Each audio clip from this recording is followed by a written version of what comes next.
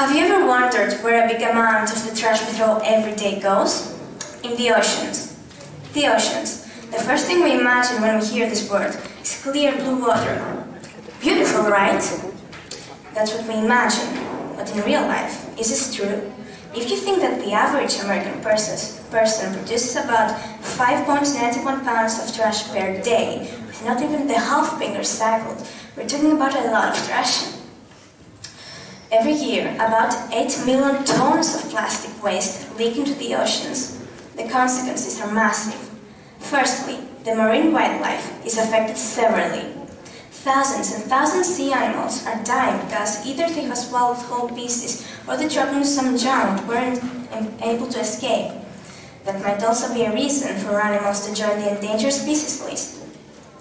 As I mentioned earlier, many fish tend to eat the plastic. That affects the food chain because when we eat the fish, it's like we're eating the plastic. Yet this is something that depends on us to change it. In addition, in the summer, when we go swimming, have you noticed that it isn't always clean? For instance, I remember the summer day where my family and I had decided to go to the beach. As I swam further, I noticed something on the bottom.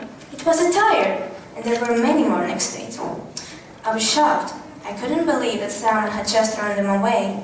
I was angry and sad at the same time. There was another sad incident I went through and couldn't believe it. It happened in my village and I remember it very clearly. I was strolling around when I saw lots of people gathered near the coastline. I approached the spot and what I saw was something I'll never forget. There was a washed-up dolphin. The fishermen who had come earlier saw that it was dead and they said that they would make the funeral arrangements. It proved that it choked by a piece of plastic. Poor dolphin. It's a shame animals are dying because of water pollution. Thankfully, there are volunteering organizations who are willing to defeat this problem. They gather volunteers and together clean up beaches or collect rubbish from the oceans. Little by little, they manage to change the place. But is this enough to change the big picture? It's everyone's responsibility to take care of the environment. We all have to put some effort in it, and not just wait for the others to do it. Here are some words that will help you change your daily life. 1. Reduce. Try to use more things in packaged and not recycled plastic. 2. Reuse. Buy more reusable things like metal bottles and reusable bags. 3. Recycle. I'm sure you have seen a recycle bin somewhere in your neighborhood. Also, don't throw away your old clothes. Instead, donate them. 4. Repair.